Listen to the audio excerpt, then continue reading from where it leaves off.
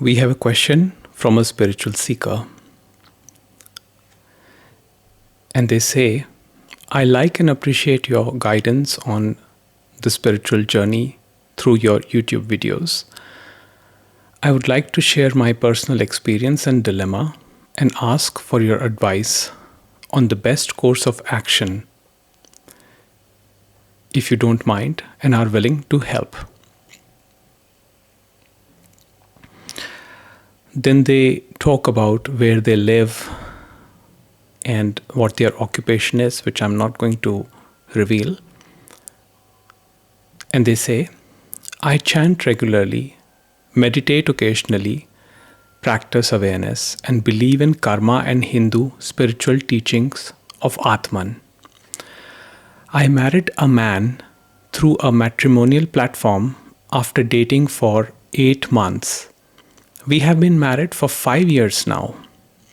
And the main reason I chose to marry him from the beginning was the certainty that he would never leave me, give up on me.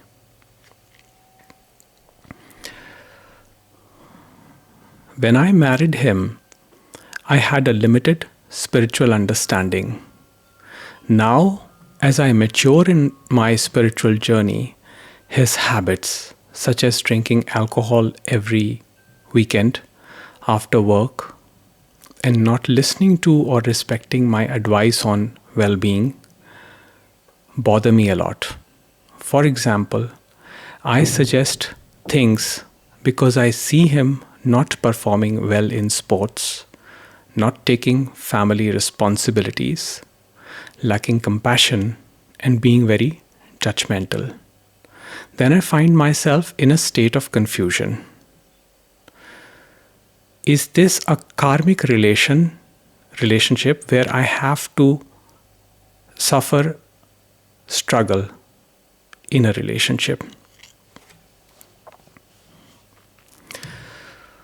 All relationships happen in causality. So, of course, there are some forces that caused you two to come together and be entangled in this relationship. But to assume that you have to suffer in a relationship is the idea of the separate self. A relationship can be a beautiful pathway to the recognition of wholeness, because one divides into two from wholeness. It comes out of wholeness, and the destination is back into that wholeness.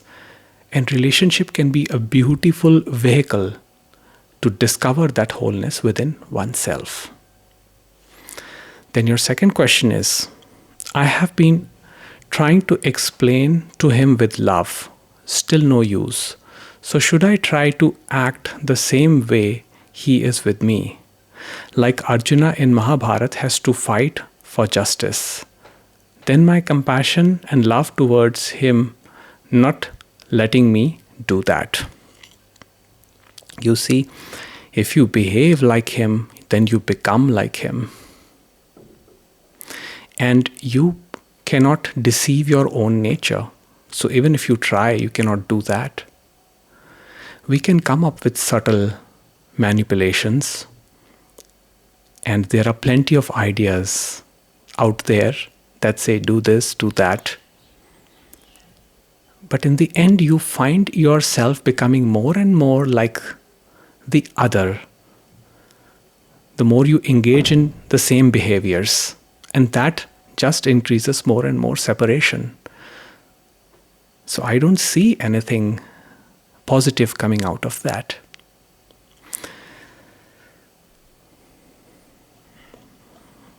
Then you say, if I simply surrender to God for my relationship to improve and do nothing, just ignore everything, it bothers me a lot.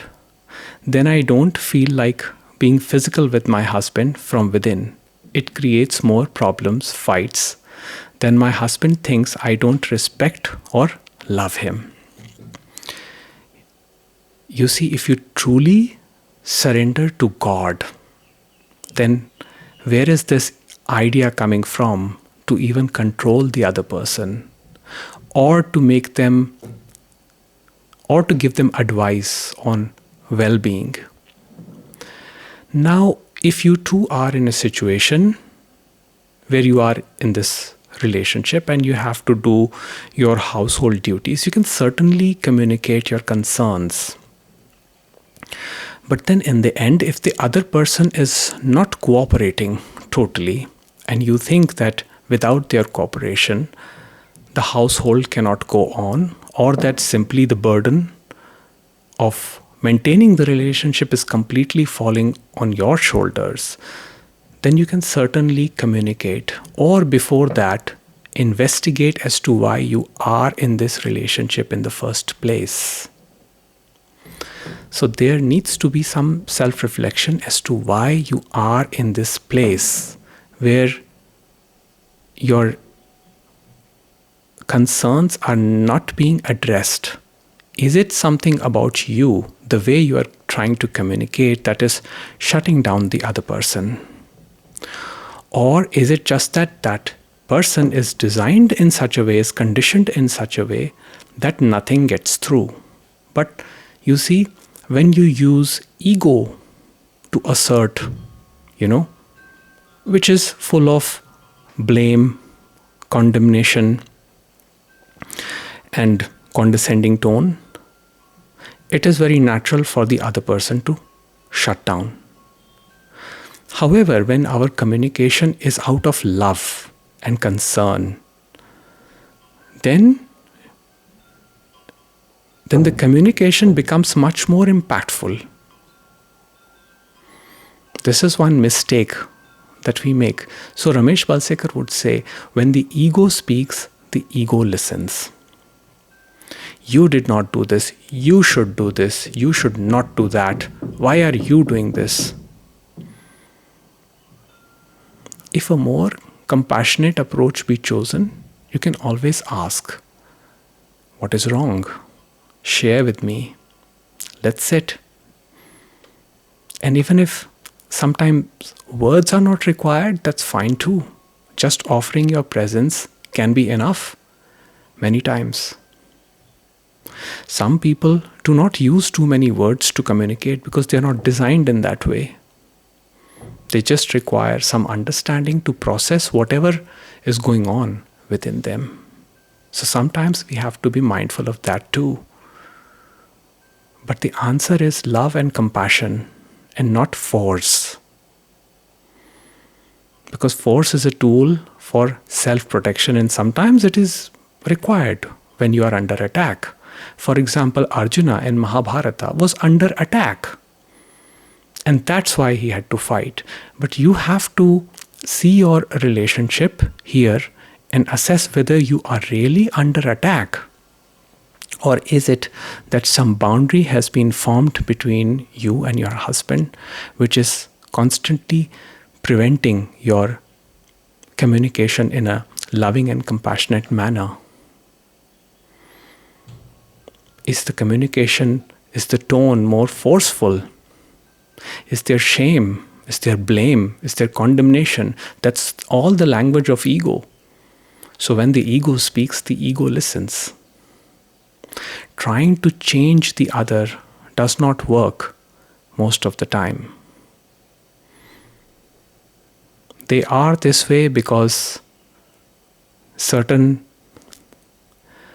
they were subjected to an environment that made them this way. And that years of conditioning cannot be broken down simply by one or two talks. They have to realize that this is a teamwork and there needs to be cooperation. And some people may not be team players.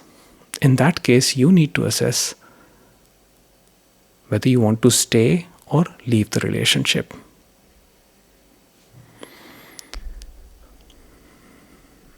So you further say, when I think of leaving him and staying alone, I can't bring myself to do it, as I start to feel sympathy and care for him? Am I overreacting to his behavior, nature, habits, or is it my ego? Should I not expect a healthy well-being in my relationship with my husband's health? You know, sometimes we have no control. In fact, many times we have no control over how a relationship proceeds. Trying to control the relationship or change it based on a personal idea is certainly going to backfire. The best thing that can be done for a relationship is to recognize your innermost value, highest value, which is the self, the eternal self, the being. If you stay with the being, abide in it, revel in its presence, and soak yourself completely into it, generally, the need to change the other also begins to dissolve. Now, the relationship may or may not survive. It's not in your control. The more you try to control a relationship with predetermined ideas, with preconceived notions of what a relationship should be, the more you find yourself getting entangled and trapped in this whole cycle, which is never ending. Why don't you do this? Why don't you do that?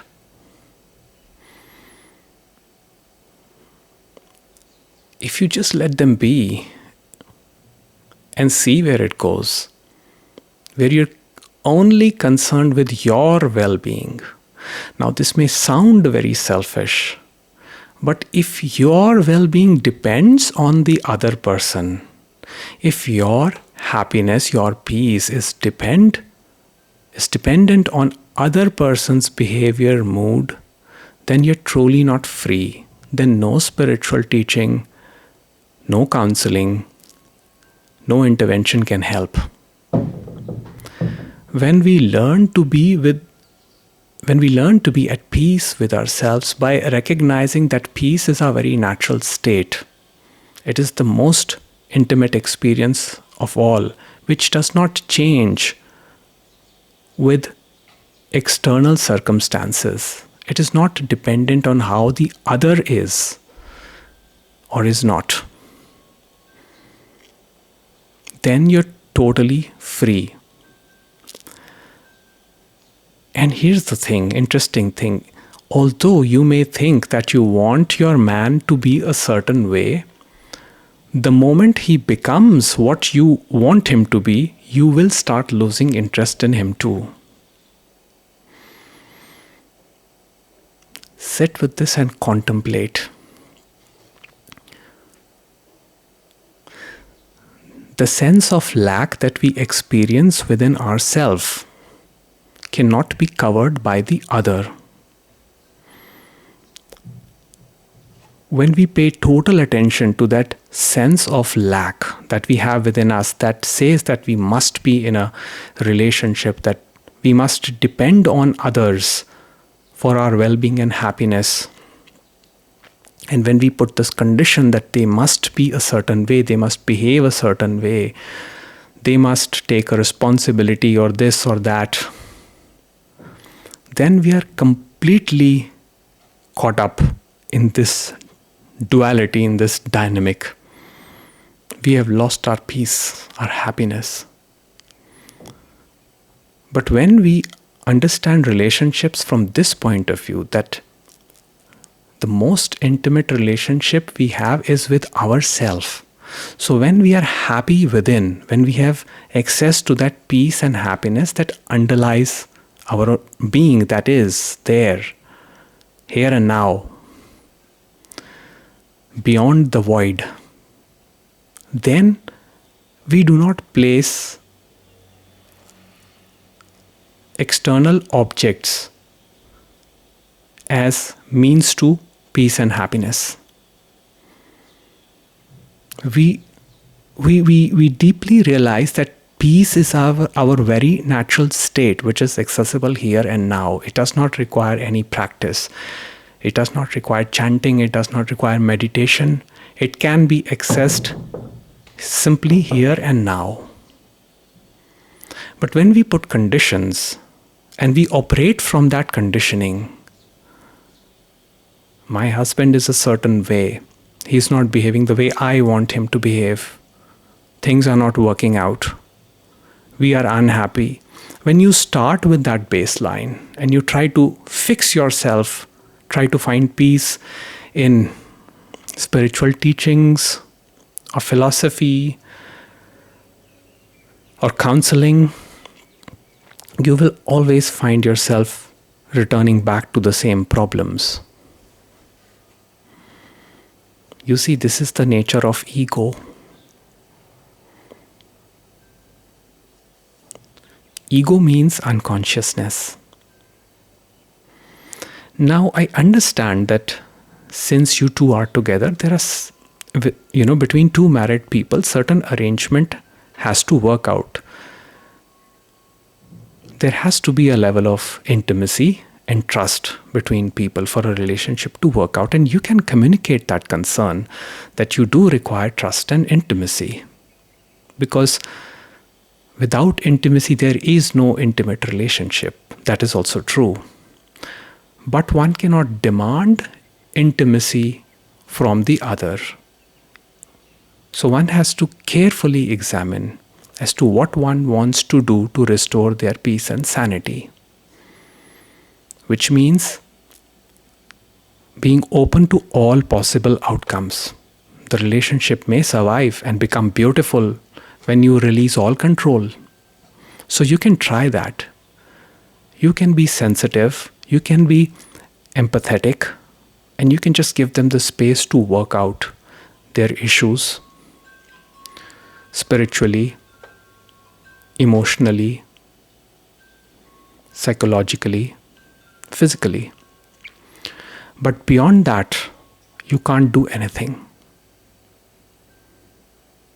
The relationship may be there or may not be there, but your happiness remains unbroken.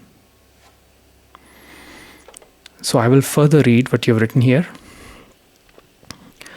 I had a bad experience with my friends, and now I don't have anyone to discuss things with, share with, or ask for guidance. I feel very alone. I'm an only child to my mom with no dad. Sometimes I long for a chance to be around genuine people. I've tried finding spiritual retreats and groups, but nothing seems to be working for me. Even though I've been exposed to spiritual understanding and have been growing on my own, I'm still caught in worldly attachment with my husband and mom, which is preventing me from fully choosing the spiritual path. I feel stuck in between, not progressing in either direction, worldly or spiritual. So here's the thing. There is no such thing as material world separate from spiritual.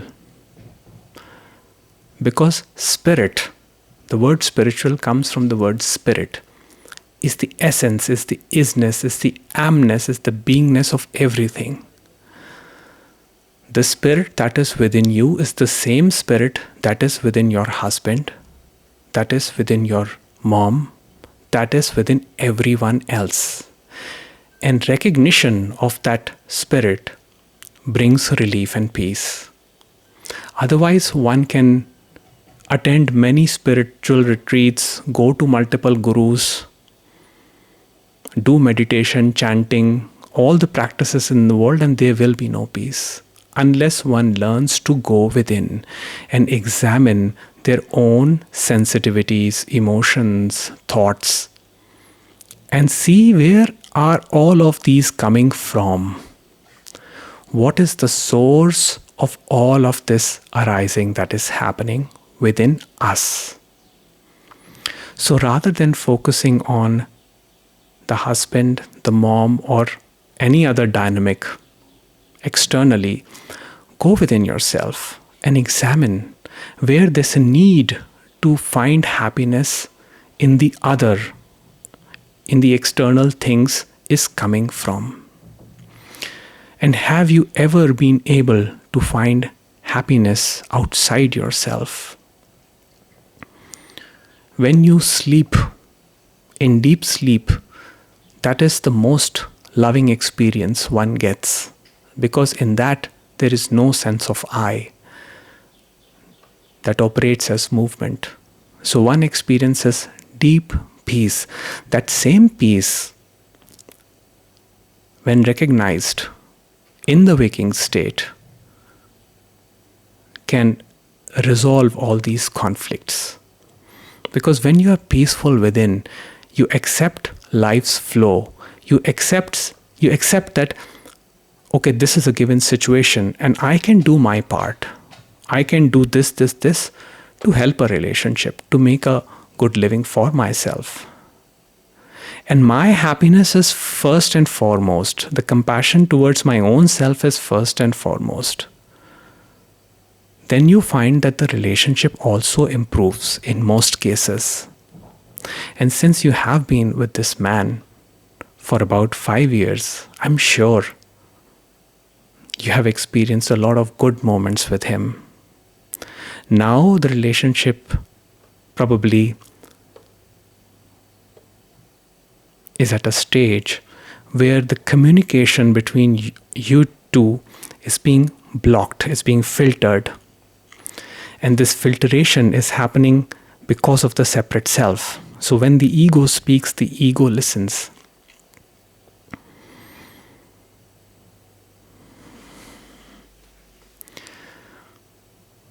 Here's the thing. In my understanding, when we connect with our own essence and experience peace and harmony within, we become magnets. We don't have to attract people. We don't have to give them advice or tell them to change or tell them to do this, do that. It automatically happens. Yes, a relationship where there is partnership between two people and they are supposed to undertake common activities, a certain protocol has to be followed. A level of trust and intimacy is required. But that is not an unreasonable demand. That is the nature, the human nature, which is required for the relationship. But once again, it cannot be demanded or extracted out of the other. If it's not there, it's just not there. Accepting that, one can simply move forward, offer love and grace out of one's own peace and say that I can still love you. But yes, this particular arrangement where we are together and we have responsibilities does require this. So a decision has to be taken whether one wants to continue or not. Now you say, I feel I cannot, you say, when I think of leaving him and staying alone, I cannot bring myself to do it as I start to feel sympathy or care for him. Now do examine this statement. Is it really the sympathy or care for him, or is there an underlying fear of being alone?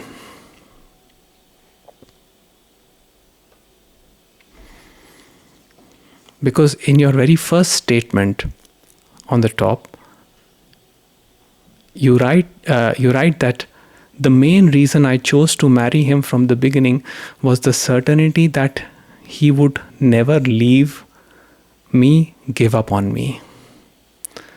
That assumption in itself is flawed, because deep down, nothing is permanent in phenomenality. Anybody can leave us. The relationships can break. People can die of disease.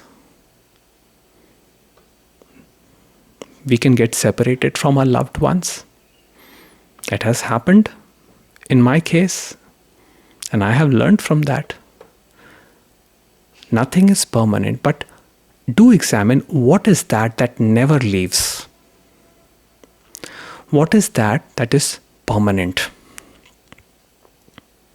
What is that you share with all? Be with that. That is the highest spiritual practice. Then you're free of the karmic cycle. Even the karma, people do not understand what true karma is. The foundation of karma yoga is nishkam karma, the selfless action. But most people are not selfless in their actions. They want an outcome. So when you're tied to an outcome, when you take actions based on an outcome, let me take care of them, let me tell them, do this, do that, and they will change. That's an attachment to an outcome. Then you will always find yourself in pain, and the relationship will suffer. Communicating your concern is not a problem. You can tell them, I'm concerned and I'm telling you, but ultimately the choice is theirs. And if it destroys the partnership and you feel that the load is on you, then take a decision based on that. But find your own peace first.